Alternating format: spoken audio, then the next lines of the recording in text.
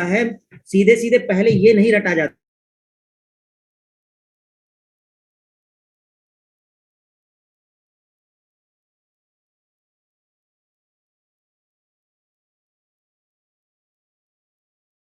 जैसे मतलब अगर कहा जाए कंपास, तो कम से कम ये पता चल जाए कि ब्राजील में है। सीधा सा तरीका यही होता है। अगर हमने कहा आपसे सवाना, तो पहले ये याद करो कि अफ्रीका में है, फिर हम अफ्रीका में देखेंगे कि पूरब में है, पश्चिम में या उत्तर में। पहले देश को याद कर लिया जाता है, उसके बाद ही चीजें होती है, नहीं तो कंफ्यूजन क्रिएट हो जाएगा, आपको कभी याद नहीं होगा। ठीक है। तीसरा पॉइंट, सेल्वास घास का मैदान। ये अमेजन नदी बहती है ब्राजील में। अगर आपने ध्यान दिया हो तो ब्राजील में बहुत बड़ी नदी है अमेजन।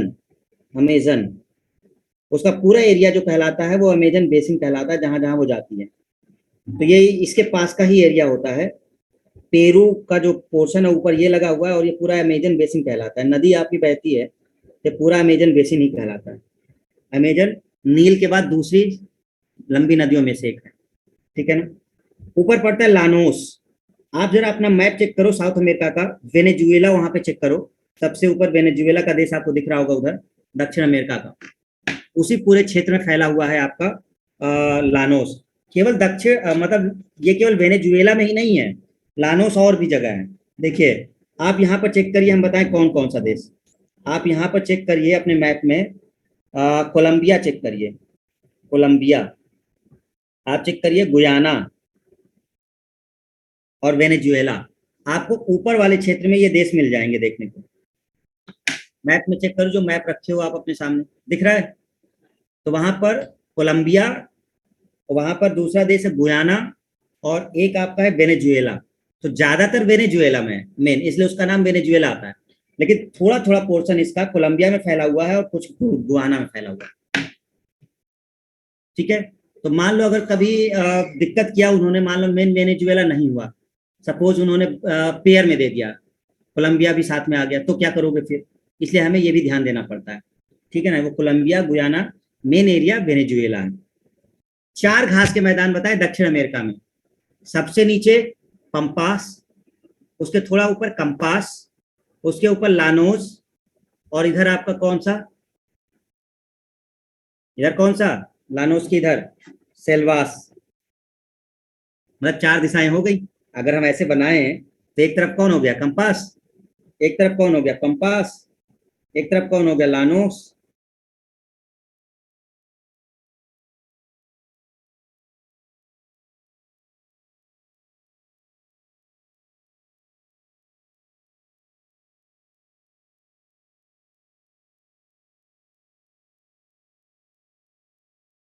ये किधर पड़ेगा, वेनेजुएला, कोलंबिया, गुयाना, सेल्वास क्या पड़ेगा, अमेजन बेसिन। चलिए एक बार फिर से देख लीजिएगा फटाफट रिवीजन में। देखिए, आपको हमने दक्षिण अमेरिका के 4 घास के मैदान बताए स्टूडेंट। पहला घास का मैदान आपको हमने पंपास बताया, दूसरा कैंपास बताया, तीसरा हमने सेल्वास बताया, चौथा लानोस बताया। उत्तरी अमेरिका के अगर उसमें जाएं तो हम लोग देखते हैं कि सबसे इंपॉर्टेंट प्रेरी घास का मैदान है। अलास्का में जो फैला है वो टुंड्रा उधर अलग है। प्रेरी किन के देशों में है, यूएसए में है और कनाडा में है। अफ्रीका में आइए, 2 मेन है, एक सवाना घास का मैदान, एक बेल्ट घास का मैदान। चलिए ऑस्ट्रेलिया में आइए, डाउन्स है। मंगोलिया और चीन का बॉर्डर, मंचूरिया घास का मैदान। यूरोप में पुस्ताज, यूरेशिया में स्टेपेस, बाकी टुंड्रा जो आपका ऊपर कई जगह। ठीक। चलिए फटाफट आंसर देंगे आप लोग। ऑस्ट्रेलिया में घास का मैदान का नाम बताइए। ऑस्ट्रेलिया का जो घास का मैदान है उसका नाम बताइए। ऑस्ट्रेलिया में जो घास का मैदान है उसका नाम बताइए।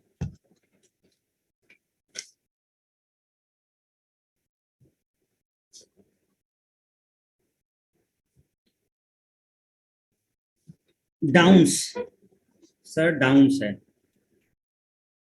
वेल्ड घास का मैदान किधर है, वेल्ड घास का मैदान किधर है, वेल्ड घास का मैदान किधर है?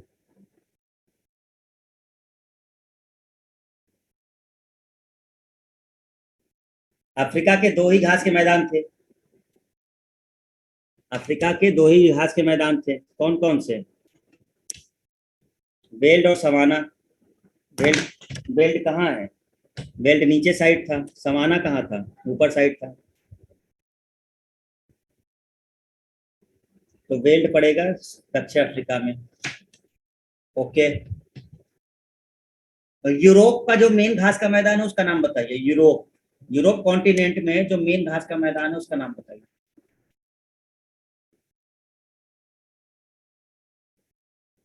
सर पुस्टाज, पुस्टाज है। ठीक है, सही है। दक्षिण अमेरिका के चारों घास के मैदान टाइप करिए। दक्षिण अमेरिका के चारों घास के मैदान टाइप करिए।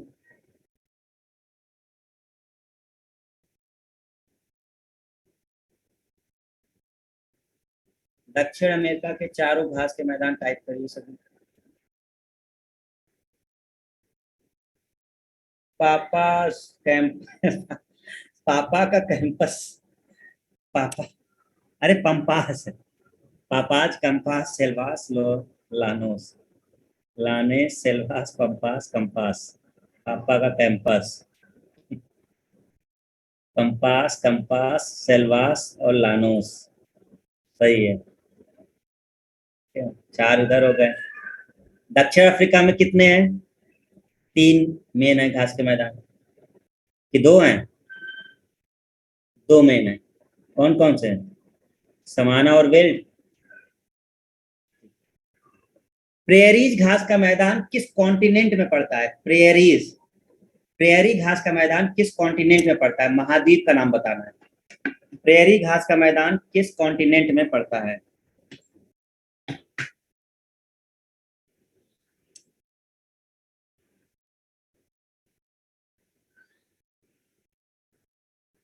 उत्तर अमेरिका में पड़ता है। ठीक है।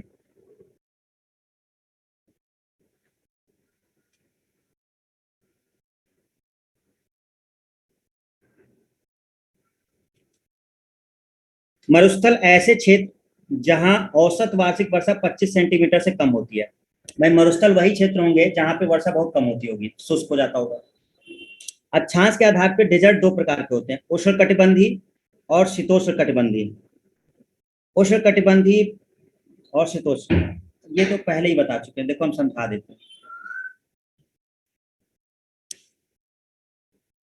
मैप से समझो।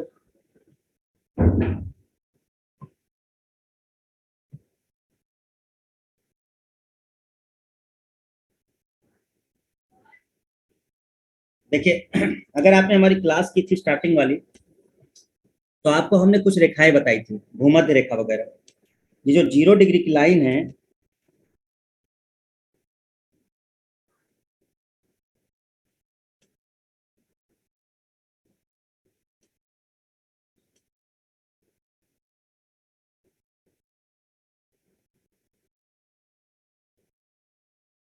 ठीक है, जो 0 डिग्री की लाइन है, यह भूमध्य रेखा। और नीचे ये जो है, ये है मकर, ऊपर है कर्क। और आपको हमने बताया था कि इन दोनों के बीच का जो क्षेत्र होता है वो उष्णकटिबंधीय होता है।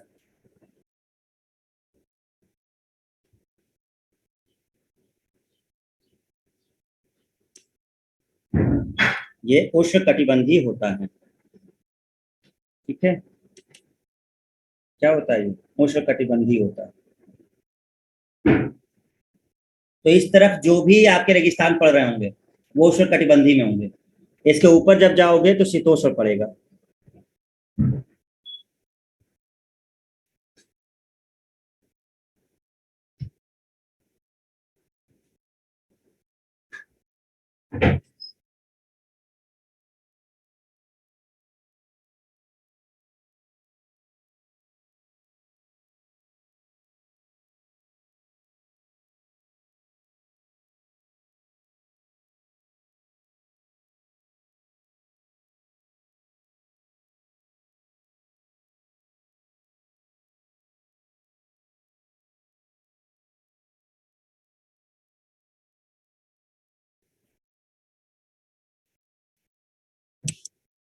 ठीक है, तो उष्णकटिबंधीय अब देखो कौन कौन पड़ जाएगा।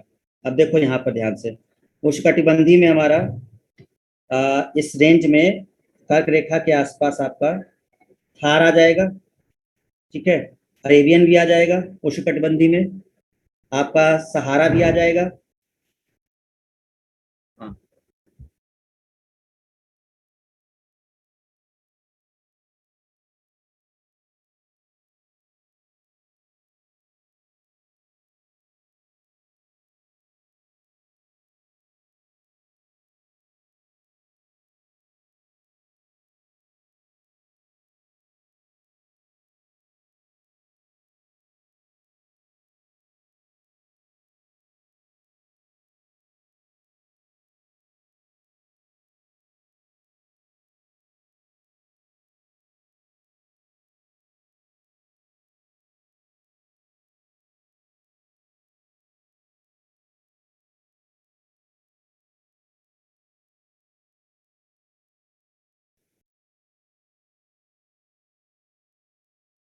ठीक है, तो ये पड़ेगा आपका। अब देखिए यहाँ पे जब आप पढ़ेंगे अपनी पीडीएफ को, उसको हम दिखा देते हैं कि क्या है उसमें एक्चुअल। अटाकामा जो उष्णकटिबंधीय में पड़ेगा वो अटाकामा है, सहारा है, अरब है, नामिब है, कालाहारी है। वैसे एसएससी में ये क्वेश्चन कभी आया नहीं, लेकिन हम बता दे रहे हैं आपको क्योंकि पैटर्न बदल रहा है। अब हम इस भरोसे पे नहीं रह सकते कि पीछे जो क्वेश्चन आ रहा है वही आए, कुछ भी हो सकता है, ठीक है। तो उष्णकटिबंधीय जब मरुस्थल कहे जाते हैं तो ये देखो, अटाकामा, सहारा, अरब मरुस्थल, नामिब, कालाहारी, ग्रेट ऑस्ट्रेलियन और थार। हमने आपको देखो ये आपको मैप से समझा दिया है। देखो कैसे, आपको हमने कहा कि उष्णकटिबंधीय जो क्षेत्र है वो कहाँ से कहाँ तक है। उष्णकटिबंधीय क्षेत्र आपका ये पूरा उष्णकटिबंधीय है, यहाँ से लेकर ये पूरा उष्णकटिबंधीय है। अब इस बाउंड्री में जो जो आता होगा वो सब आपका उष्णकटिबंधीय मरुस्थल है। देखो अटाकामा आ गया, ये बाउंड्री कट हो रही है, नामीब आ गया, कालाहारी आ गया, ऑस्ट्रेलियन आ गए, ठीक है, इधर सहारा आ गया, अरेबियन आ गया, थार आएगा। बस इतने रेगिस्तान आपके आएंगे उष्णकटिबंधीय में, क्योंकि इस रेंज में जो भी पड़ेगा कर्क रेखा और मकर रेखा के बीच, कर्क रेखा और मकर रेखा के बीच जो भी पड़ेगा वो यही होगा।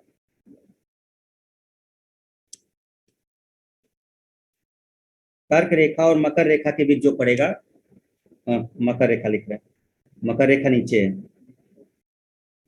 अब बाकी जितना है सब शीतोष्ण में है। इसका मतलब गोबी मरुस्थल शीतोष्ण है, टकलामाकन शीतोष्ण है, दस्ते लूट भी शीतोष्ण है, कराकुम, काजिलुम कुम, पेंटागोनिया, ये सब आपका शीतोष्ण। इवन सोनोरन, मोजाबे, ग्रेट साल्ट वगैरह सब आपका शीतोष्ण में है, ठीक है ना। तो वही वहां पे लिखा गया है, Gobi, Great Basin, Patagonia, Ladakh, Mojave, Taklamakan, Karakum और सोनोरन, ये सब है वो। तो आप बस इतना ध्यान रखिए, कर्क रेखा और मकर रेखा के बीच अगर कोई वो उसको कट करके जा रहा है वो उष्णकटिबंधीय है, बस सिंपल, ठीक है। चीन के रेगिस्तान टकलामाकन, गोबी, ठीक है। दक्षिण अमेरिका के रेगिस्तान अटाकामा, बता ही दिया था, और नीचे पेंटागोनिया था। अफ्रीका के रेगिस्तान सहारा और कालाहारी, नामिब भी था इसमें। एशिया में क्या था, थार था। ऑस्ट्रेलिया में क्या था, ग्रेट विक्टोरिया और ग्रेट सैंडी और गिब्सन भी था। बाकी आप पढ़ लीजिए इसमें, ठीक है, थ्योरी समझा दिया हमने, मैप आपको क्लियर कर दिया है। चलो इसका वो वाला पीडीएफ देख लो, घास मैदान वाला।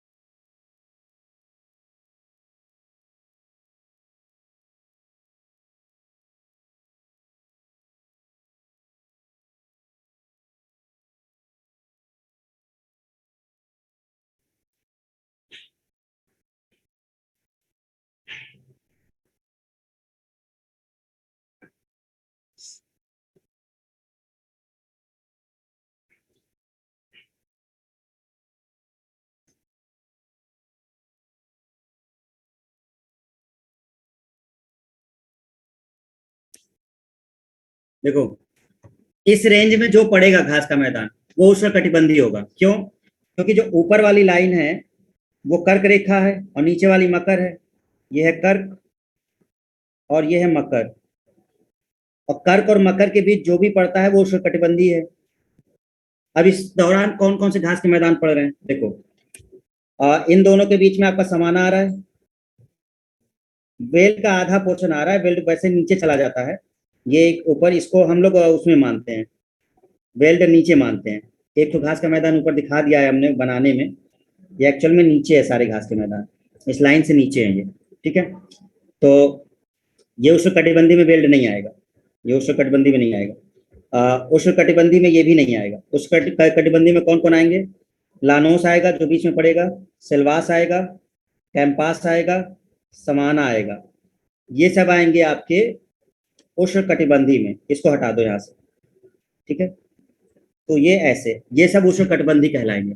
इसके नीचे का जितना पड़ा वो शीतोष्ण कहलाएगा। कौन कौन? डाउन्स, ऑस्ट्रेलिया वाला, बेल्ट, पंपास, ऊपर भी वही साइड होगा क्योंकि इस लाइन के ऊपर भी प्रेरिस, पुस्टास, स्टेपेस, कुल मिला के कर्क रेखा और मकर रेखा के बीच का जो पड़ रहा है वो सब का सब उष्णकटिबंधीय होता है।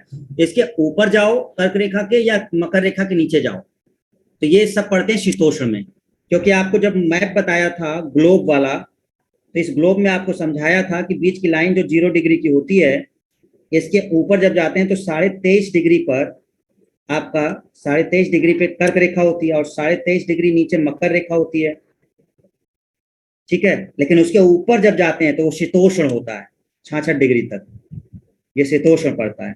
इसके पहले तक ये उष्ण पड़ता है, ये उष्ण, फिर इसके बाद शीतोष्ण होता है। तो यही रीजन है वो।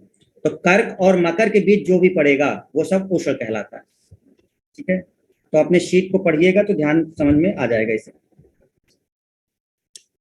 डाउन्स किस में है? ऑस्ट्रेलिया में, पंपास अर्जेंटीना में, उरुग्वे ब्राजील में भी विस्तार है, स्टेपिस यूरेशिया में है, कैंपास दक्षिण पूर्व ब्राजील में है, वेल्ड दक्षिण अफ्रीका, प्रेरीज उत्तरी America, llanos Colombia Guyana Venezuela, समाना पूर्वी अफ्रीका, पार्कलैंड दक्षिण अफ्रीका, एक छोटा सा घास का मैदान पार्कलैंड भी है जो आपका दक्षिण अफ्रीका में। तो ये पोर्शन था, आपको क्लियर हो गया होगा। ये जो अगला टॉपिक हमारा है ये झील का है। ठीक है, ये नेक्स्ट हमारा क्या है? झील का है।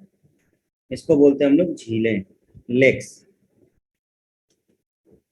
यानी झीलें।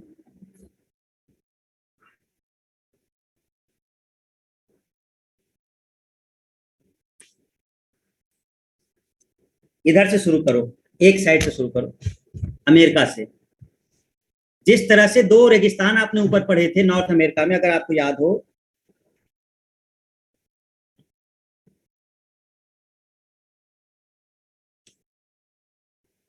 आप देखिए आपने रेगिस्तान पढ़े थे, एक ग्रेट सॉल्ट मरुस्थल और ग्रेट बेसिन, वैसे ही दो लेक हैं यहाँ पर,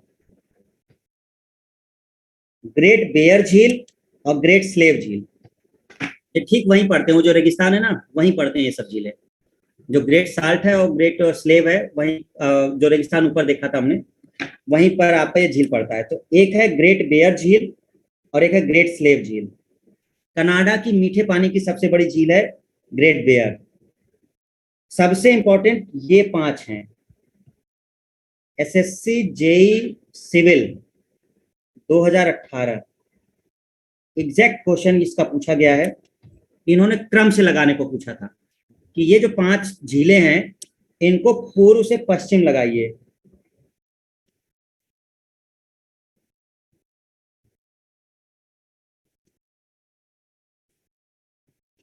इन्होंने इस पांचों का नाम दे दिया था और कहा था कि इन झीलों को पूरब से पश्चिम की तरफ क्रम से लगाइए, कि पूरब में पहले कौन है, फिर कौन है, फिर कौन है, फिर कौन है।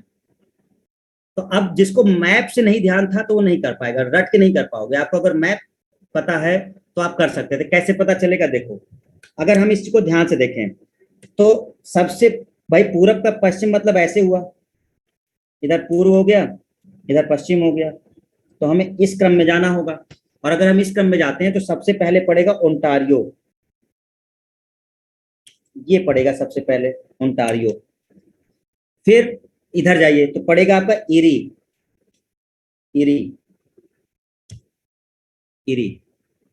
फिर ऊपर जाइए तो पड़ेगा आपका ह्यूरॉन, ह्यूरॉन। फिर और इधर जाइए तो पड़ेगा आपका मिशिगन, मिशिगन। और फिर अगर आप इधर जाते हैं तो पड़ेगा आपका सुपीरियर। यही क्रम था। इसका मतलब पूरब से पश्चिम अगर आपको लगाना था तो सबसे पहले सुपीरियर था, पूरब से पश्चिम, ठीक है। फिर आपका कौन सा था, आपका मिशिगन। फिर कौन सा था आपका ह्यूरॉन। और फिर आपका कौन था, इरी। और फिर आपका था कौन, ओंटारियो। ये पश्चिम से पूर्व। तो पूरब से पश्चिम। अगर कहता है पश्चिम से पूरब तो आप यही क्रम ऐसे लगा देते, तो ये इधर कर देते। समझ में आ रही है बात, क्वेश्चन क्या किया गया है। तो अब ये 5 जो झीलें हैं ये आपकी पड़ती हैं बॉर्डर पर। लेकिन एक और क्वेश्चन आया था, इन 5 में से कौन सी झील पूरी तरह से यूएसए में है। अब जरा आप ध्यान दीजिए, इन्होंने क्वेश्चन क्या उठाए हैं। अगर आप अपने मैप को ध्यान से देखेंगे, तो ये वाला जो पोर्शन है, इधर वाला जो पोर्शन है, ये यूएसए है और ये वाला कनाडा है। अब इसमें से जो पहली झील है सुपीरियर, सुपीरियर ये है। तो अब सुपीरियर बॉर्डर पर है, इसका आधा पोर्शन यूएसए में है और आधा पोर्शन इसका कनाडा में है, ठीक है। दूसरा ये है मिशिगन, मिशिगन। क्या मिशिगन बॉर्डर लाइन को कट कर रही है? नहीं कर रही, ना ना।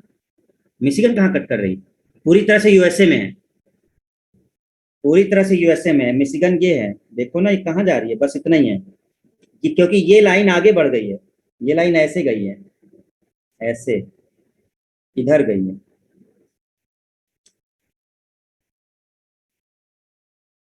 जो दोनों का बॉर्डर है वो ऐसे गया है, तो ये जो है ये कट नहीं करता।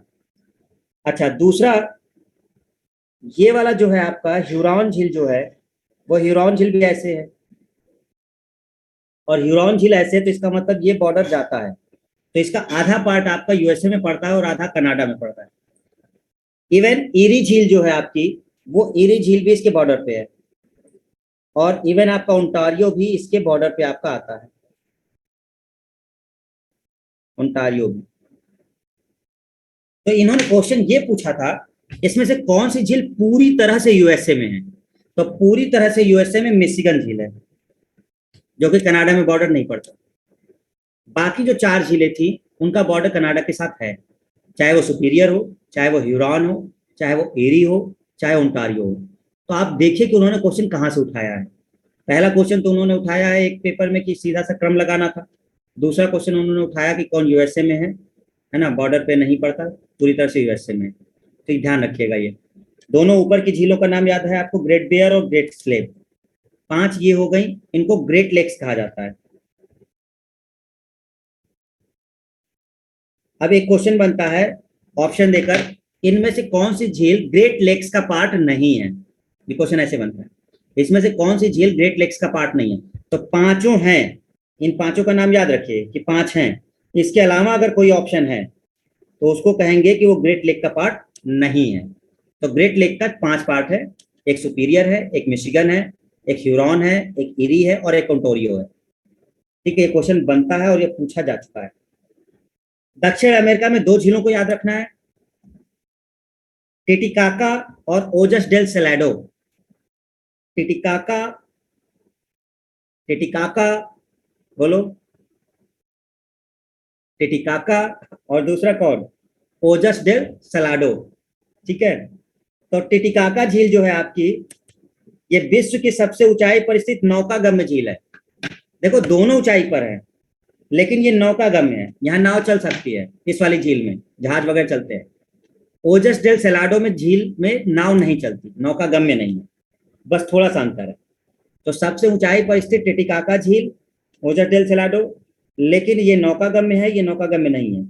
दोनों है कहाँ पर? दक्षिण अमेरिका में। एग्जैक्ट देश की बात करें तो ओजस डेल सेलाडो अर्जेंटीना में पड़ेगा, ये कहाँ पड़ेगा? अर्जेंटीना में। और ये कहाँ पड़ेगा? पेरू और बोलीविया की सीमा पर। ठीक है, ये पेरू है, ये बोलीविया है, बोलीविया, और ये है पेरू इस साइड, पेरू, और बीच में है ये बॉर्डर पर। तो पेरू और बोलीविया की सीमा पे पड़ता है टिटिकाका झील, सबसे ऊंचाई पर स्थित झील, जो नौकागम है।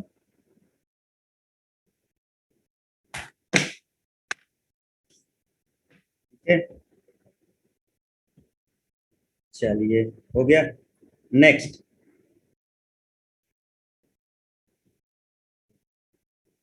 अफ्रीका की झीलें देख लीजिए। अफ्रीका में आपको दो झीलें देखनी है, एक देखनी है आपको ये वाली और एक ये वाली। अफ्रीका में दो झील देखनी है आपको, एक का नाम है विक्टोरिया झील और एक का नाम है टांगानिका झील। अफ्रीका की दो झीलें, विक्टोरिया और टांगानिका। वो टिटिकाका है, ध्यान रखिएगा, ये क्या है? ये टिटिकाका है, ये भाई साहब टिटिकाका है। और ये कौन है? टांगानिका और विक्टोरिया। पहला काम है झील और देश याद करना, कॉन्टिनेंट उसका याद करना। तो टिटिकाका और विक्टोरिया। विक्टोरिया का देश का नाम लिखा हुआ कहाँ कहाँ पड़ती है? तंजानिया। अब अपने मैप में देख लो, वहां पे जहां पे देश लिखे हुए हैं, तंजानिया, युगांडा, केन्या के बीच ये झील है आपकी विक्टोरिया। तंजानिया, युगांडा और केन्या के बीच। अफ्रीका महाद्वीप की सबसे बड़ी झील है विक्टोरिया झील, सबसे बड़ी झील। टांगानिका विश्व की दूसरी सबसे गहरी झील है, विश्व की दूसरी सबसे गहरी झील टांगानिका है। तो पहली कौन है? अगर विश्व की दूसरी सबसे गहरी झील टांगानिका है तो पहली कौन है? कौन बताएगा आंसर? अगर विश्व की टांगानिका दूसरी सबसे गहरी झील है तो पहली कौन है? फटाफट। अदिति सोनी, अदिति कह रही है बैकाल है सर, बैकाल। यस, बिल्कुल करेक्ट है, बैकाल है, बिल्कुल सही है, बैकाल है।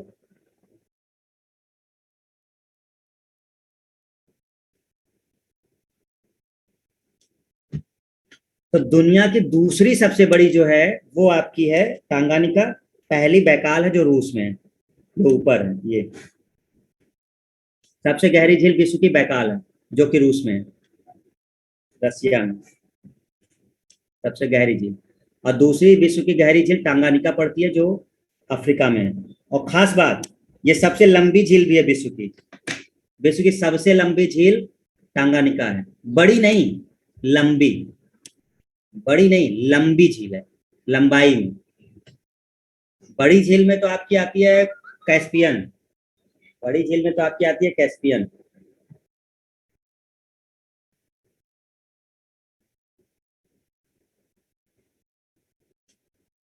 ठीक है, तो टांगानिका हो गया। टांगानिका दूसरी सबसे गहरी झील है, लेकिन ये विश्व की सबसे लंबी झील भी है। और विक्टोरिया झील जो है वो आपका हमारा अफ्रीका महाद्वीप की सबसे बड़ी झील है। ऑस्ट्रेलिया में एक ही झील है आपकी जो याद रखनी है, आयर झील। ऑस्ट्रेलिया का आपको आयर झील याद रखना है। ठीक है, तो आपने देख लिया। देखिए हमने आपको समझाया क्या स्टूडेंट? कनाडा की दो झीलें, ग्रेट बेयर और ग्रेट स्लेव। उत्तरी अमेरिका और ये कनाडा की जो सीमा पे पड़ रही है वो पांच झीलें जो ग्रेट लेक्स कही जाती हैं, ग्रेट लेक्स। और फिर हमने आपको बताया दक्षिण अमेरिका की दो मेन झीलें, टिटिकाका और ओजस डेल सेलाडो।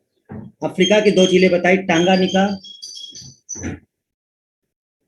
अफ्रीका की दो झीलें आपको बताई, टांगानिका। और दूसरी आपको बताई हमने कौन सी? विक्टोरिया। ठीक है, टांगानिका और विक्टोरिया। ऑस्ट्रेलिया में कौन है? आयर। चलिए ये खत्म हुआ। बाकी ऊपर का आप लोग पढ़ ही चुके हैं। बैकाल जो है आपकी वो कहाँ की है? रूस में है, सबसे गहरी झील। हाँ, कुछ पॉइंट्स है जो याद रखिएगा। सबसे गहरी झील है, मीठे पानी की है ये। ठीक है, पवित्र सागर इसे कहा जाता है। पर्ल ऑफ साइबेरिया कहा जाता है और ये सबसे प्राचीनतम है। ये क्वेश्चन बन चुका है, पर्ल ऑफ साइबेरिया किस झील को कहा जाता है? पर्ल ऑफ साइबेरिया बैकाल झील को कहा जाता है। ठीक है। हजार झीलों का देश किसे कहते हैं? फिनलैंड को। बहुत बहुत इंपॉर्टेंट, झीलों का देश कहा जाता है। 1,68,000 झीलें हैं, लेकिन कहा जाता है इसे हजार झीलों का देश, हजारों झीलों का देश, हजारों झीलों का देश, या झीलों का देश या झीलों की वाटिका, सब फिनलैंड को कहा जाता है। यूरोप की सबसे बड़ी झील है लादोगा झील, लादोगा झील जो यूरोप कॉन्टिनेंट में पड़ेगी। ठीक है। ध्यान रखिएगा, कैस्पियन सागर भी एक झील है। कैस्पियन सागर खुद एक झील है, कैस्पियन सागर झील में आता है। ठीक है, कैस्पियन सागर झील है। यह है वॉन झील जो टर्की में है, बताया था सबसे लंबी झील है। इसके बाद मृत सागर का नंबर आता है, और मृत सागर भी एक झील है। मृत सागर भी झील की कैटेगरी का है, वॉन झील भी है। तो ये सब जितने आपको दिख रहे हैं ये सब झील की कैटेगरी ही हैं, चाहे वो कैस्पियन सागर हो, ये भी झील है। ठीक है, मृत सागर भी झील की कैटेगरी में आता है। आपका वॉन झील आती है जो टर्की में है। ओके।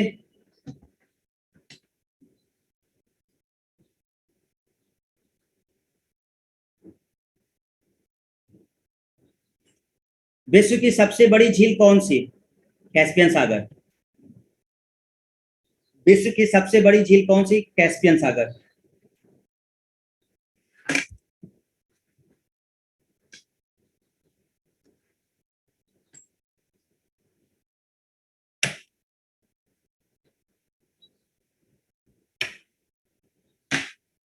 विश्व की सबसे बड़ी झील कौन सी? कैस्पियन सागर। मृत सागर में कोई डूबा नहीं है, क्यों डूबा नहीं है?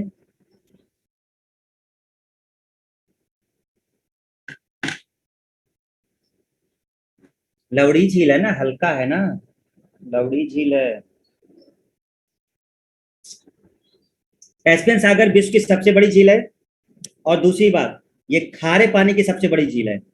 मीठे पानी की सबसे बड़ी झील कौन है? सुपीरियर झील। झीलों के अध्ययन को क्या बोलते हैं? लिम्नोलॉजी। झीलों के अध्ययन को क्या बोलते हैं? लिम्नोलॉजी। लिम्नोलॉजी। झीलों के अध्ययन को क्या बोलते हैं? लिम्नोलॉजी। कैस्पियन सागर विश्व की सबसे बड़ी झील, और सुपीरियर मीठे पानी की सबसे बड़ी। बैकाल सबसे गहरी है। टिटिकाका झील विश्व की सबसे ऊंचाई पर स्थित झील, पेरू और बोलिविया बॉर्डर पर।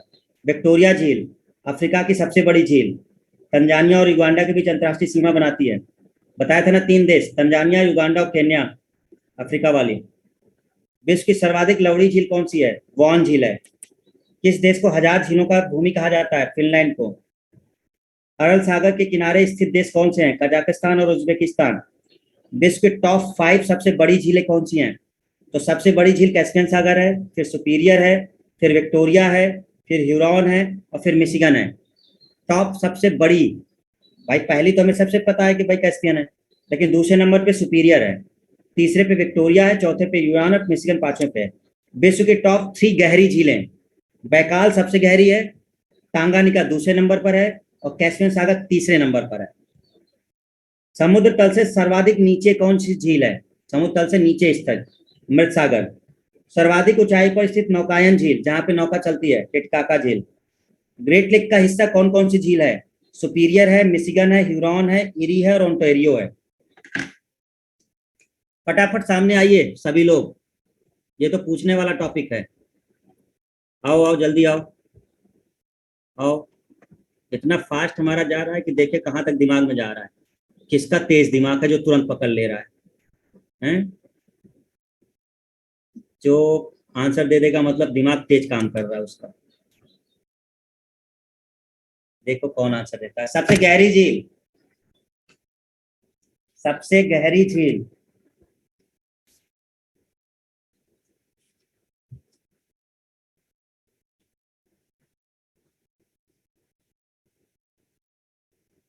हटा दे इस वाले पेज को, नकल तो नहीं कर लोगे?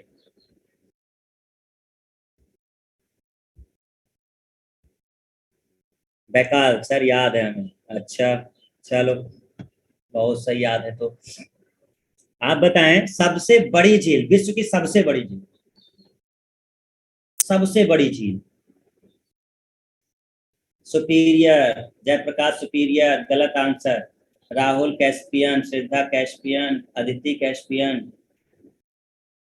अच्छा, जयप्रकाश बताया था वो, निधि कैस्पियन, पीयूष भी कैस्पियन, कैप्सियन है भाई। कहाँ, अभी तो बताए थे। सबसे बड़ी झील भी है और खारे पानी की भी सबसे बड़ी है। कहा जाए, अगर कोई नाम न लिया जाए, खारा या मीठा, और कहा जाए सबसे बड़ी झील कौन, तो कैस्पियन ही है। और कह दिया जाए खारे पानी की सबसे बड़ी कौन, तो भी कैस्पियन है। मीठे पानी की कहा जाएगा तो आपका है कौन सा, सुपीरियर।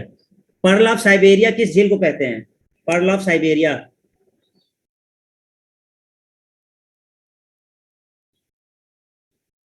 बैकाल को कहते हैं, वंदना यादव। वंदना ने कहा बैकाल को कहते हैं, अदिति कह रही है बैकाल को कहते हैं। अब ऐसा क्वेश्चन पूछ रहे हैं, देखो तुम लोग फंसोगे पक्का। नॉर्थ अमेरिका जो कॉन्टिनेंट है, उसकी सबसे बड़ी मीठे पानी की झील बताइए। नॉर्थ अमेरिका के सबसे बड़े मीठे पानी की झील बताइए।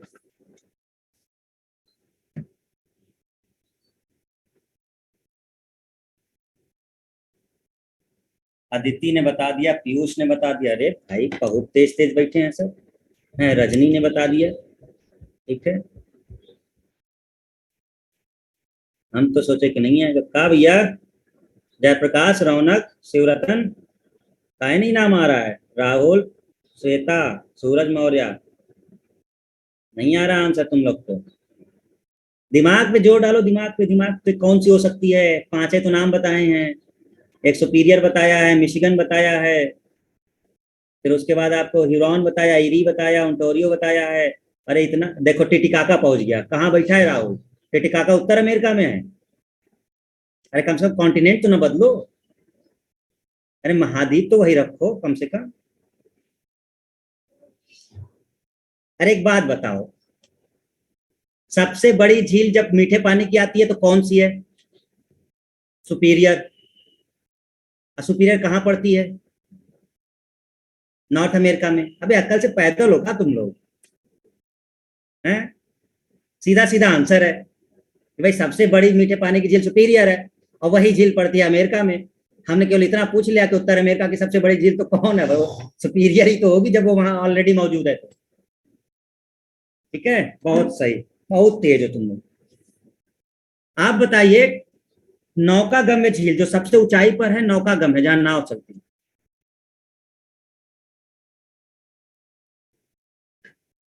टिटिकाका। चलें ऊंचाई वाली झील पे नाव चलाने, टिटिकाका चले। पहले भारत की झीलें तो घूम ले, अमेरिका तो बहुत दूर है। ठीक है, तो चलिए ध्यान रखिएगा, इजी है, मैथ पर फोकस करिए, सब याद है। अच्छा, ये अगर आप याद कर लेते हैं, बाहर से क्वेश्चन नहीं होगा। रख लीजिए बैठ के इसको, प्रैक्टिस करिए ऑब्जेक्टिव पेपर की, सब मिल जाएंगे क्वेश्चन। ठीक है, एक टॉपिक का आपका इसमें अगला मैप जो है हमारा, वो महाधारा वाला है, जो लास्ट मैप शायद हमारा है, हाँ यही वाला, महासागरी जलधारा। ठीक है ना। असल में क्या होता है, जैसे आपने नदी वगैरह देखा होगा, नदी देखा है ना आप लोगों ने, नदी, तालाब वगैरह, नदियों में जैसे गंगा नदी में देखे होगे तो धाराएं चलती हैं, बहुत तेज हलचल होती रहती है। उसी तरह सागर में चलती है। बस कीजिए सर, भूख लगी है, अरे हम खत्म कर रहे हैं भैया, लास्ट है, बिल्कुल फुर्सत, खाओ पियो मौज करो घूमो जाओ। लास्ट पेज इसको पढ़ लेने दो, अब हम ना रोकेंगे, ठीक है, खत्म। इसके बाद पूरा समझा दिए, बाकी अपना रिवीजन करते रहो, पढ़ते रहो, कोई डाउट है तो हम है ही हैं। हम्म, देखिए, आपको दो तरीके से ध्यान देना होता है सागर की धाराओं के लिए। दो तरह से क्वेश्चन आते हैं, एक ठंडी जल धारा पूछी जाती है, एक गर्म पूछी जाती है। ध्रुव से भूमध्य रेखा की ओर जो चलती है उसे कहते हैं ठंडी जल धारा, और भूमध्य से जो ध्रुव की ओर चलती है उसे कहते हैं गर्म जल धारा। महासागरों में जल के एक निश्चित दिशा में प्रवाहित होने की गति को धाराएं कहते हैं, ये सबको पता है। गंगा नदी में खूब तेज धारा चलती है, तैरो इधर उधर जो भी करना करो। तो ये महासागर में जो धाराएं चलती है वो, हाँ, याद करने वाला पॉइंट ये है, ध्रुवों से भूमध्य रेखा की ओर जो चलती है वो ठंडी है, और भूमध्य से ध्रुव की ओर जो चलती है वो गर्म है। ठीक है ना। उत्तरी गोलार्ध में बहने वाली जलधारा क्लॉकवाइज चलती है, और दक्षिणी गोलार्ध में बहने वाली जलधारा एंटी क्लॉकवाइज चलती है। अब हम इसको समझा रहे हैं। ठीक है।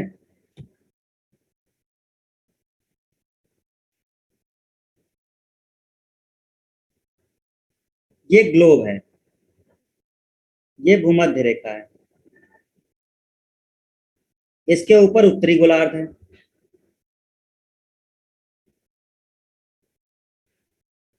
ये दक्षिणी है।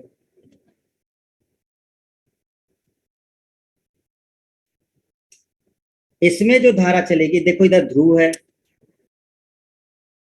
इधर भी ध्रुव है।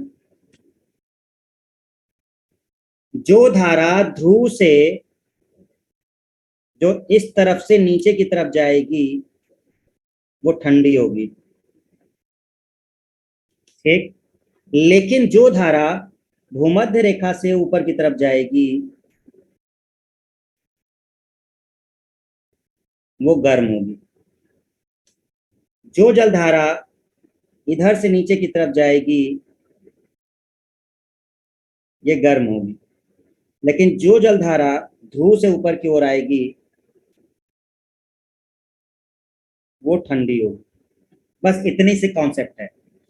जो जलधारा आपके भूमध्य रेखा के पास से निकलती है, ये भूमध्य रेखा क्यों, क्योंकि भूमध्य रेखा उष्णकटिबंधीय पड़ता है, भीषण गर्मी।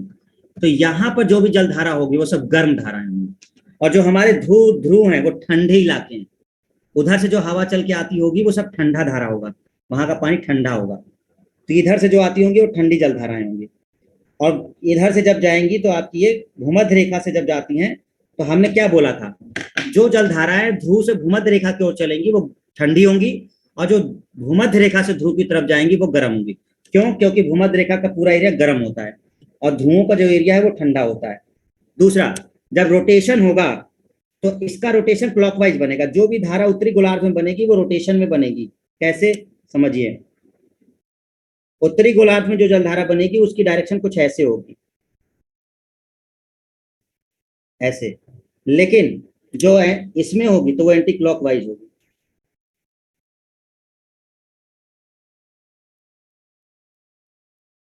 दक्षिणी गोलार्ध में एंटी क्लॉकवाइज बनता है और उत्तरी गोलार्ध में क्लॉकवाइज बनता है।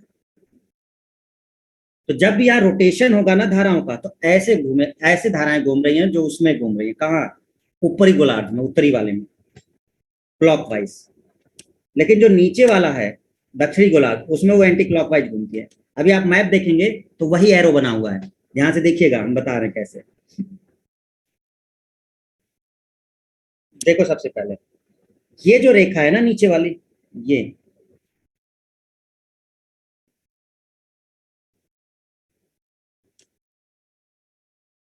ये भूमध्य रेखा है। ठीक है, ये है भूमध्य रेखा। ठीक है। अब ये जो भूमध्य रेखा है इसके ऊपर उत्तरी गोलार्ध हो गया और नीचे हो गया दक्षिणी गोलार्ध। दक्षिणी गोलार्ध में जो भी रोटेशन बनेगा वो एंटी क्लॉकवाइज बनेगा।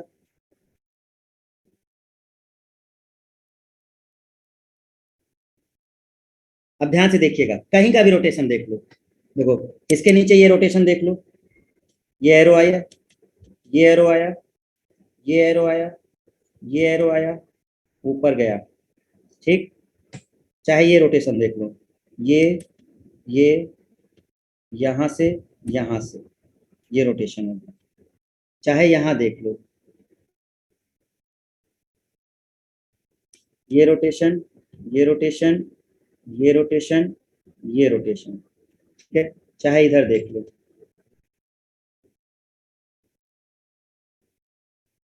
जितने रोटेशन हमने आपको दिखाए ये सब के सब एंटी क्लॉकवाइज चल रहे हैं, और क्योंकि ये नॉर्थ में पड़ रहे हैं। ठीक है, पॉइंट समझ में आया। अब एक्चुअल में क्या है, ध्यान से समझिए, बहुत आसान है ये। कैसे? ये हिंद महासागर की धाराएं हैं।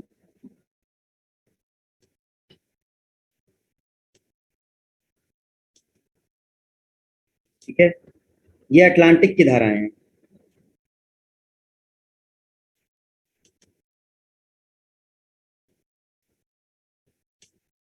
ये प्रशांत महासागर की हैं।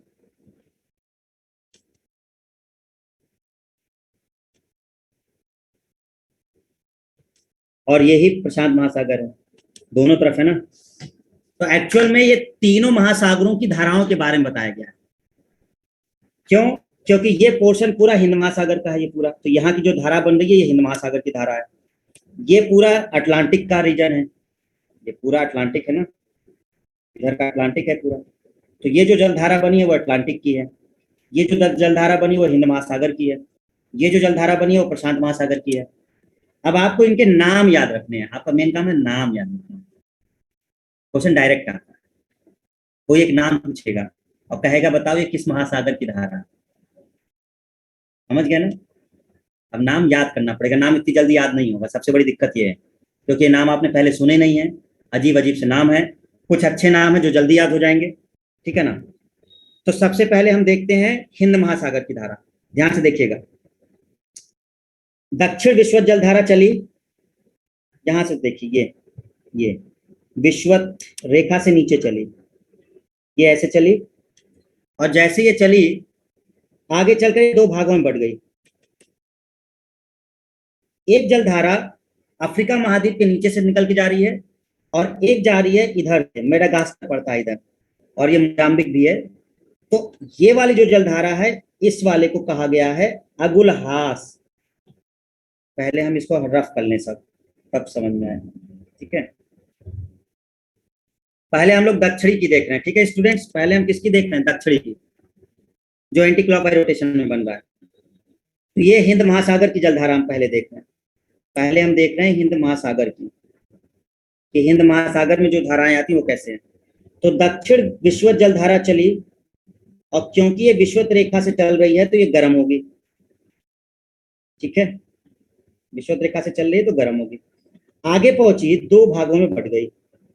एक जलधारा अफ्रीका के बिल्कुल तटीय इलाके से गुजरता है, एकदम ये साउथ अफ्रीका के तटीय इलाके से, और दूसरी जलधारा इसकी थोड़ी सी इधर से निकल जाती है, मेडागास्कर पड़ता है ये बीच में, मेडागास्कर, और यहां से ये निकल करके आपका इधर आ जाता है मोजाम्बिक जलधारा की तरफ से, ठीक है। हेलो, बंद है क्या खिड़की पर?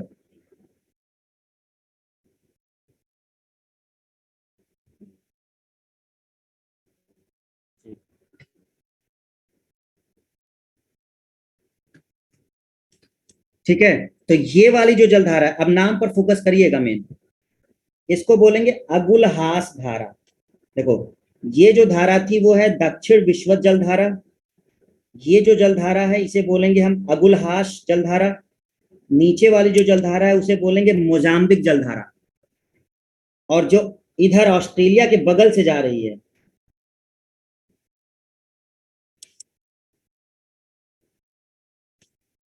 ये जा रही है ऑस्ट्रेलिया के बगल से जलधारा। अब ऑस्ट्रेलिया का ये कौन सा एरिया है? पश्चिम एरिया है, ठीक है ना, ये कौन सा एरिया है? पश्चिम एरिया है, तो हमने इसका नाम दिया पश्चिमी ऑस्ट्रेलिया जलधारा। अब बात आती है गर्म ठंडे की।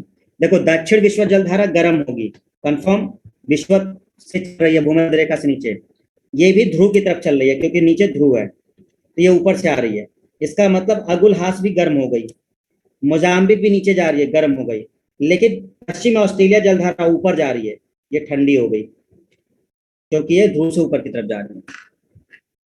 तो हिंद महासागर में तीन मेन धाराएं, अगुलहास, अगुलहास, मोजाम्बिक और पश्चिमी ऑस्ट्रेलिया जलधारा, हिंद महासागर की तीन मेन धाराएं।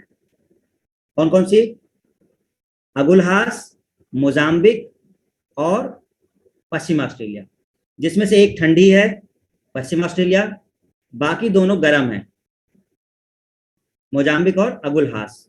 दो पॉइंट याद रखने हैं, धाराओं के नाम याद रखने हैं, किस महासागर में है और कौन गर्म है कौन ठंडा है, बस इतना ही है इस टॉपिक में। ठीक है, आइए अटलांटिक महासागर में चलते हैं। सबसे पहले हम अटलांटिक महासागर के नीचे वाला देख लेते हैं। अभी हम दक्षिण की बात करें तो पहले नीचे वाला खत्म कर लेते हैं। ठीक है, देखो दक्षिण विश्व जलधारा, अब ये अलग है। अब ये तो हिंद महासागर की थी, अब इधर हो गई दक्षिण विश्व, ये पहुंची नीचे। अगर आप याद हो तो ये ब्राजील पड़ता है, तो ब्राजील की तरफ से जाने की वजह से इस जलधारा का नाम पड़ता है ब्राजील जलधारा। वो तट से निकल जाती है और ये यहां से घूमती है, लेकिन एक नीचे से द्वीप पड़ता है और वहां से एक जलधारा ऊपर की तरफ आ रही होती है।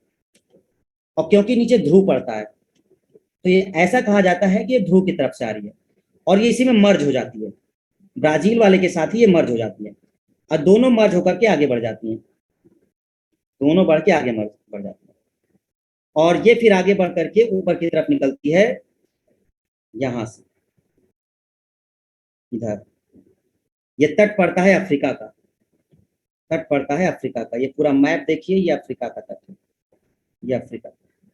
तो इसी के बगल से ये जलधारा ऊपर की तरफ निकलती है। इसमें है पहली मेन जलधारा ब्राजील, फॉकलैंड और वेनेजुएला, ये है तीन मेन जो आपको ध्यान रखना है। जैसे यहाँ पे आपको याद रखना था अगुलहास, मोजाम्बिक और पश्चिम ऑस्ट्रेलिया, वैसे आपको यहाँ याद रखना है ये तीन मेन जलधारा। अब आपको ये पता करना है कौन ठंडा है कौन गर्म है। देखिए जो विषुवत रेखा से ध्रुव की तरफ जा रहा होगा, कौन जा रहा है, ब्राजील, ये गर्म होगी। लेकिन फॉकलैंड ऊपर की तरफ आ रही है, ध्रुव से ऊपर की तरफ, ठंडी होगी। वेनेजुएला भी ऊपर जा रही है, ये भी ठंडी होगी। तो तीन जलधाराएं मेन जो हमें याद रखनी है अटलांटिक, दक्षिण अटलांटिक की। पहला ब्राजील के तट से जो जा रही है ब्राजील, दूसरा नीचे से फॉकलैंड आ रही है और दक्षिण अफ्रीका की तरफ से जो चली जा रही है वेनेजुएला नाम की। तो इसमें से दो तो ठंडी हो गई, वेनेजुएला और कौन, फॉकलैंड। गर्म वाली कौन हो गई, ब्राजील वाली, क्योंकि वो विषुवत रेखा से नीचे जा रही है। बस इतना सा पॉइंट है। चलो अब आप देख लेते हैं दक्षिण प्रशांत महासागर वाली नीचे वाली, फिर हम ऊपर चलेंगे उत्तर वाले। पहले दक्षिण गोलार्ध देख लेते हैं। तो दक्षिण गोलार्ध में आप जब देखेंगे तो आप देखिए प्रशांत महासागर में आ गए हम लोग, हम आ गए प्रशांत महासागर। ये थे अटलांटिक में, ये थे हम हिंद महासागर में, अब हम आ गए प्रशांत में। तो प्रशांत महासागर में अगर आप देखें ध्यान से तो दक्षिण विषुवत जल रेखा चली, ये जलधारा गर्म होगी। ओके, ये आई एक पूर्वी ऑस्ट्रेलिया जलधारा और यहां से ये है दक्षिण अमेरिका का तट, दक्षिण अमेरिका का तट। और आपको बताया है कि यहीं पड़ता है पेरू, ये पड़ता है पेरू का इलाका, पेरू। और क्योंकि ये रेखा आपकी हम धारा पेरू की तरफ से निकलती है, इसलिए इसका नाम है पेरू जलधारा या फिर हम्बोल्ट जलधारा। तो इसका नाम है पेरू जलधारा या हम्बोल्ट जलधारा। दो इसमें से आपको याद रखना है। पूर्वी ऑस्ट्रेलिया, यहीं पर ऑस्ट्रेलिया है, ध्यान रखिएगा, यहीं ऑस्ट्रेलिया है, ऑस्ट्रेलिया। अरे ये देखो ना ध्यान से, इधर ये है ना ऑस्ट्रेलिया, तो पृथ्वी गोल है ना, ये पूरा उधर घूमेगा ना। तो ये रहा दक्षिण विषुवत, ये रहा पूर्वी ऑस्ट्रेलिया धारा, दक्षिण प्रशांत, और फिर यह हम्बोल्ट, हम्बोल्ट वाला धारा। तो इसमें तीन मेन है, इसमें कितने मेन है, तीन मेन है। पहला कौन सा है, पूर्वी ऑस्ट्रेलिया धारा, हम्बोल्ट। अब आप बताइए, बस एक बात हमें बताइए, पूर्वी ऑस्ट्रेलिया धारा गर्म होगी या ठंडी होगी, बस इतना हमें बताइए। पूर्वी ऑस्ट्रेलिया जलधारा गर्म होगी या ठंडी होगी, पूर्वी ऑस्ट्रेलिया जलधारा गर्म होगी या ठंडी होगी। विनय गुप्ता कह रहा है ठंडी होगी। कैसे ठंडी हो जाएगी, कहाँ जा रही है, नीचे जा रही है, ये नहीं दिख रहा है, रो भूमध्य रेखा से नीचे जा रहा है, गर्म हो गई। लेकिन हम्बोल्ट वाली कैसी होगी, पेरू वाली, ठंडी होगी, ऊपर जा रही है। समझ में है? तो नीचे का दक्षिणी गोलार्ध कंप्लीट हुआ, दक्षिणी गोलार्ध ओवर हुआ। देखिए हिंद महासागर की दो तीन मेन धाराएं बताई हमने, याद कर लीजिए। हिंद महासागर में अगुलहास, मोजाम्बिक, पश्चिम ऑस्ट्रेलिया। अटलांटिक महासागर की, अटलांटिक महासागर की ब्राजील, फॉकलैंड और वेनेजुएला। प्रशांत महासागर, दक्षिण प्रशांत महासागर की दो मेन है, पूर्वी ऑस्ट्रेलिया और पेरू। अब इसमें से अगर हम देखेंगे गर्म ठंडा, देखिए मोजाम्बिक गर्म है, अगुलहास गर्म है, ये ठंडा है, ब्राजील गर्म है, फॉकलैंड ठंडी है, वेनेजुएला भी ठंडी है, ये गर्म है और पेरू ठंडी है। तो दोनों तरीके से चीजों को याद रखना है बस। दक्षिण खत्म, ऊपर का बच्चा बस केवल, ये कंप्लीट हो गया टॉपिक। चलिए, अब ऊपर हिंद महासागर में कोई धारा नहीं है, नीचे ही आपको पढ़ा जाता है। अब इधर हमें कुछ नहीं पढ़ना उत्तर में, ठीक है, तो हम दो ही का पढ़ेंगे, अटलांटिक और प्रशांत का पढ़ेंगे। दक्षिण में हमें तीनों देखनी पड़ती हैं। अब आते हैं हम लोग उत्तर में, तो सबसे पहले अटलांटिक का देखते हैं, ये वाला इलाके का क्या है, कौन सी धारा चलती है, बहुत इंपॉर्टेंट है। इसमें से सबसे इंपॉर्टेंट ये वाला नाम जो सबसे ज्यादा है, गल्फ स्ट्रीम, पूछा ही पूछा जाता है ये ज्यादातर।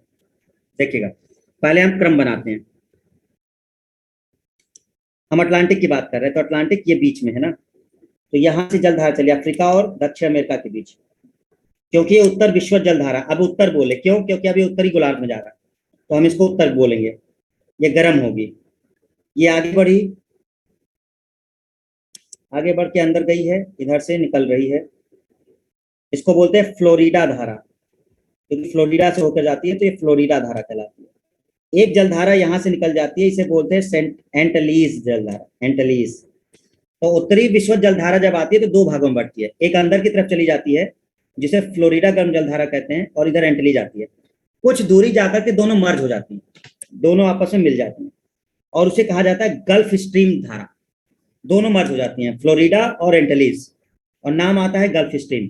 ये गल्फ स्ट्रीम आगे बढ़ जाती है, जैसे ही गल्फ स्ट्रीम आगे बढ़ती है, ऊपर से एक जलधारा आ रही होती है, लेब्राडोर, लेब्राडोर जलधारा आ जाती है, दोनों यहाँ मर्ज हो जाती हैं ग्रेट बैंक के पास, यहाँ दोनों मर्ज होती हैं और फिर आगे बढ़ जाती हैं।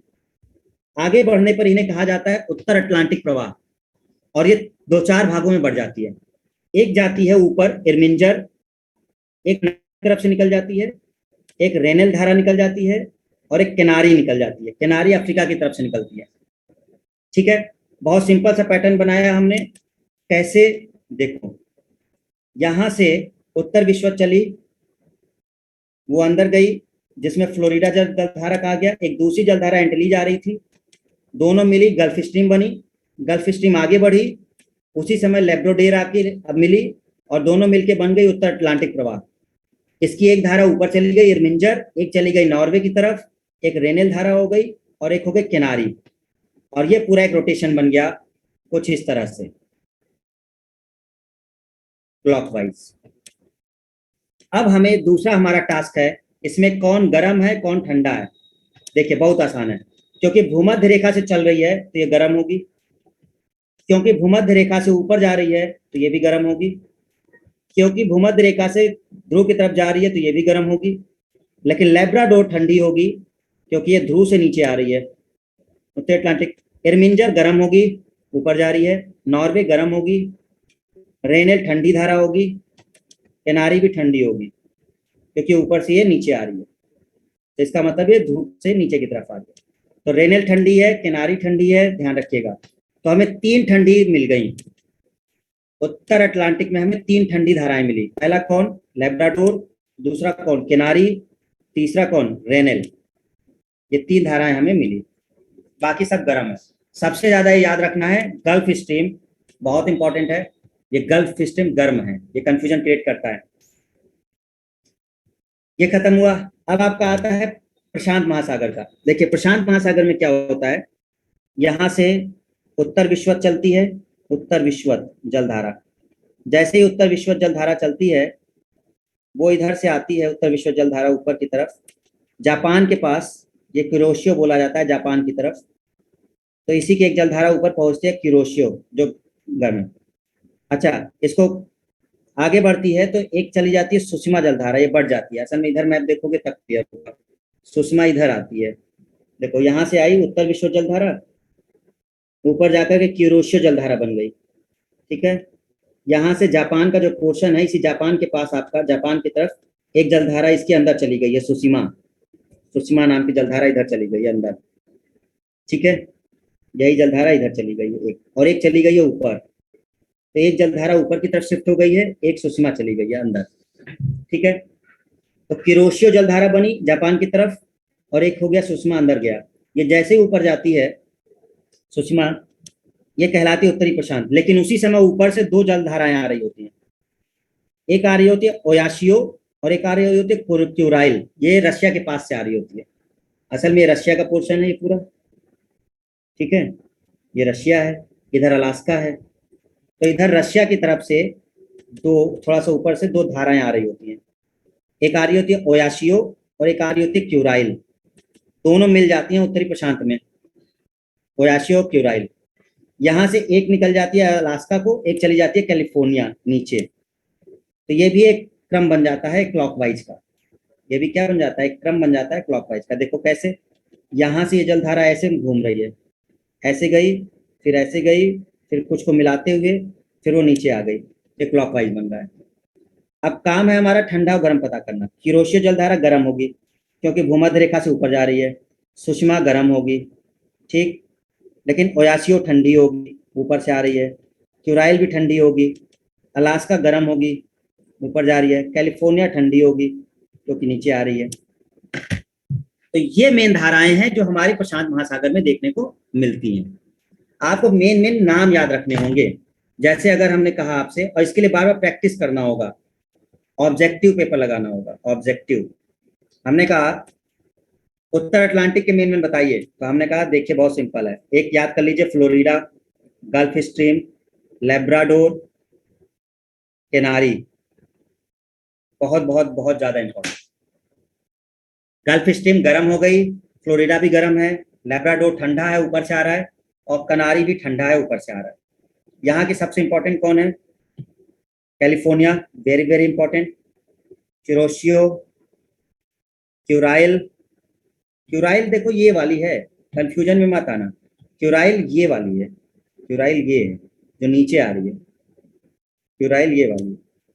ये तो अलास्का है, ये वाली जो जा रही है वो अलास्का है ना, अलास्का के लिए जा रही है। चलिए अब जरा हम कुछ क्वेश्चन देख लें, क्या है इसका क्वेश्चन।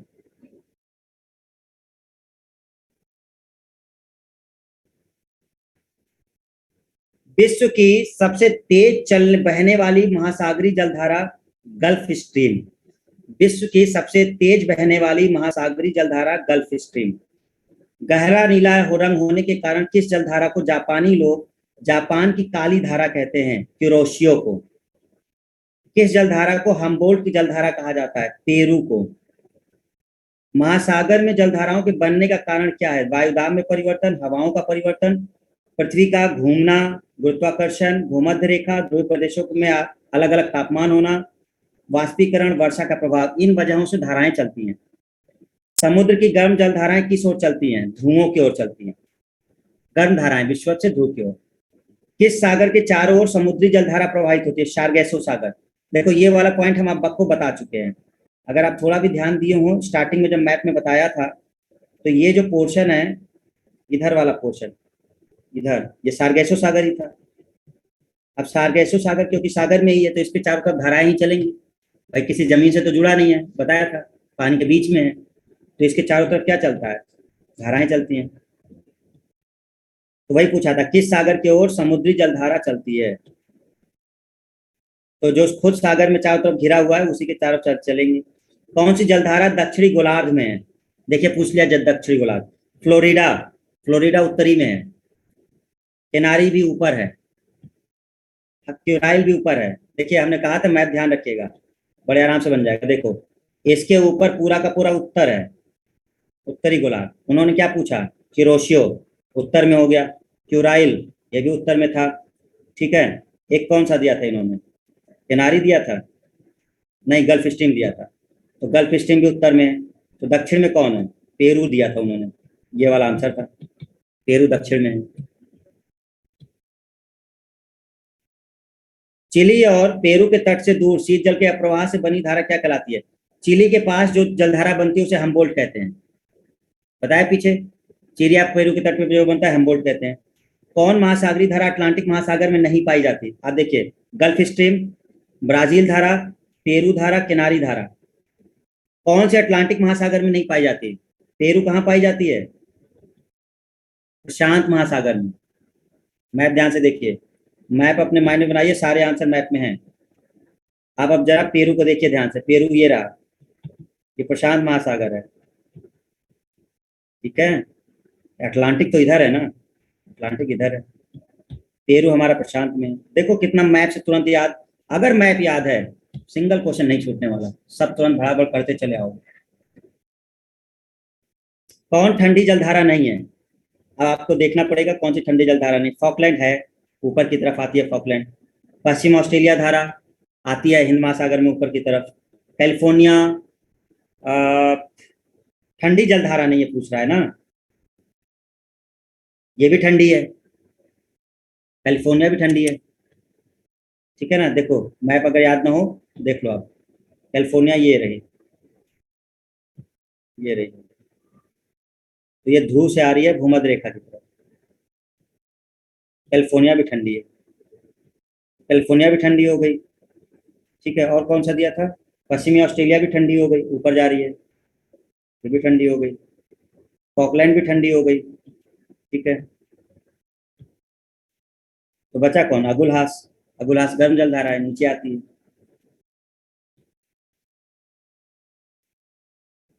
अफ्रीका के दक्षिण पश्चिमी तट पर बहने वाली महासागरीय जलधारा क्या है? अफ्रीका के दक्षिण पश्चिम तट, अफ्रीका का दक्षिण पश्चिम तट ये रहा, ये ये रहा ना इसका दक्षिण पश्चिम तट। अब आप बताइए, इस दक्षिण पश्चिम तट पर अगुलहास बह रही है कि बेंगुएला बह रही है? दक्षिण पश्चिम तट पर अगुलहास बह रही है, ये हम टिक करें या बेंगुएला टिक करें? ऑस्ट्रेलिया का दक्षिण पश्चिम पर बेंगुएला टिक करें या फिर अगुलहास टिक करें? आप बताइए। बेंगुएला टिक करेंगे, ठीक है, क्योंकि वो तो उधर पड़ गया, दक्षिण पश्चिम इधर होगा, बेंगुएला आंसर है। अगुलहास तो लिख दिया है, अगुलहास इधर है ना इस तट पर।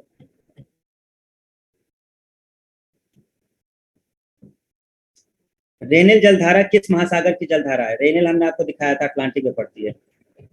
कौन गर्म सागरी जलधारा है? कौन गर्म है? देखो पूर्वी ऑस्ट्रेलियाई धारा तो गर्म है, लेकिन पश्चिम वाला ठंडी है। पूर्वी वाली देखो, क्योंकि ऑस्ट्रेलिया ऐसे पड़ेगा ना, तो इधर जो जलधारा आएगी वो पूर्वी पड़ेगी, और पूर्वी जो पड़ेगी वो नीचे जा रही है, तो ये क्या होगी? गर्म होगी। जबकि पश्चिम इधर पड़ेगा, पश्चिम ऊपर जाएगी तो ठंडी होगी। इसका मतलब पूर्वी वाला गर्म है। सारगैसो सागर किस महासागर में स्थित है? सारगैसो अटलांटिक में है। ओके स्टूडेंट्स, तो ये हम लोग का खत्म हुआ पूरा का पूरा।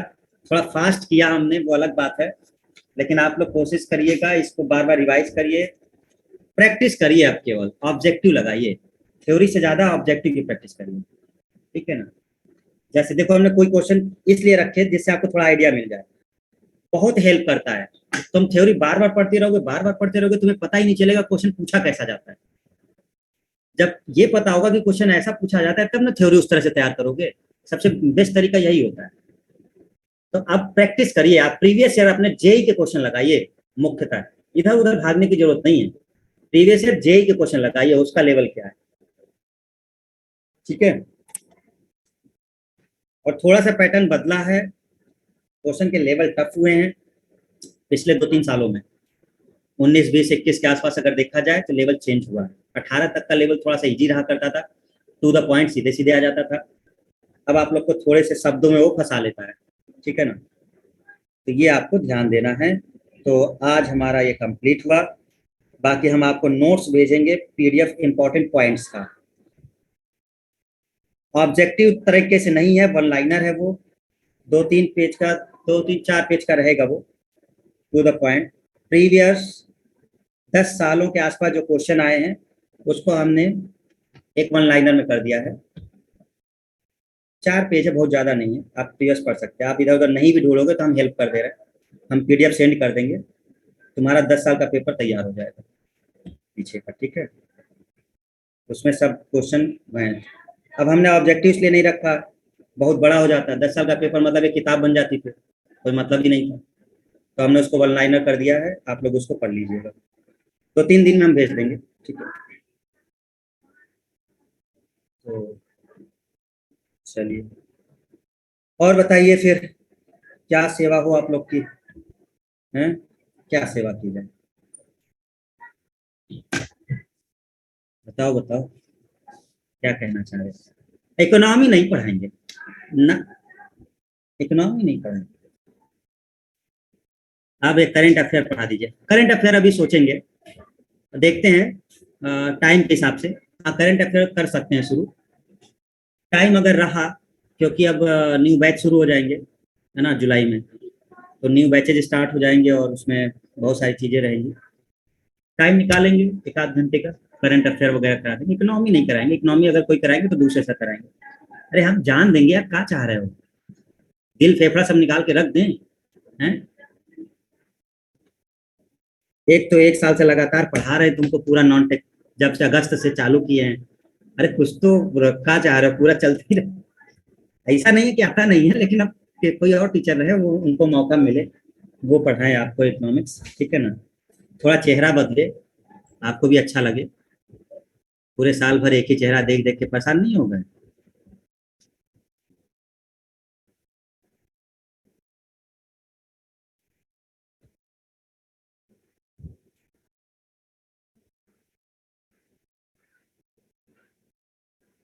सर भंडारा करा दीजिए, एक, मतलब खुद नहीं कह रहा है, सर आइए आपको अब हम कुछ मतलब पार्टी वार्टी दे दें, पूरे साल भर का कोर्स खत्म कर दिए, हमसे कह रहा है सर भंडारा करा दीजिए। मतलब ऐसे ऐसे तो स्टूडेंट हैं हमारे, बताओ। चलिए, ओके, थैंक यू, मिलते रहेंगे। हो सकता है टाइम रहेगा हम करंट अफेयर वगैरह ऑनलाइन एक आध लेते रहें बीच बीच में, ठीक है ना।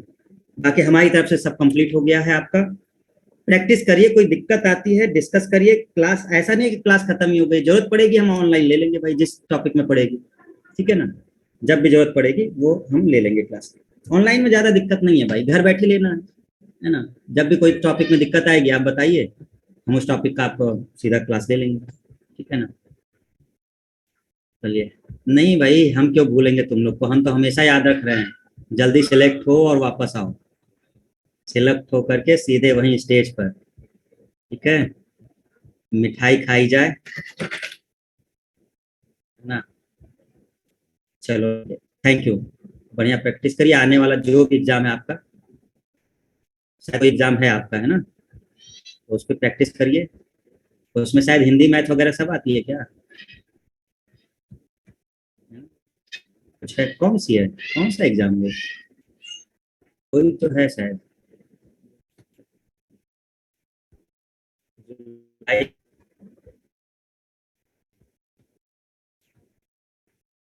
आपकी याद आएगी सर, आप भी हमारे यादों में बसे हैं, ठीक है, आप लोग को भी। चलो, मुलाकात होती रहेगी, कभी ऑफलाइन अगर आए तो मुलाकात होती ही रहेगी भाई, ऑनलाइन अब देखते हैं। अब 3-4 दिन तक तो क्लास नहीं रहेगी, उसके बाद अगर कुछ होगा करंट अफेयर या कोई भी मैटर तो बताएंगे आपको। ओके, थैंक यू एवरीवन, परेशान बिल्कुल मत रहिए, हम आपके साथ हैं, कोई दिक्कत आए बताइए, हम ऑनलाइन आपका वो टॉपिक ले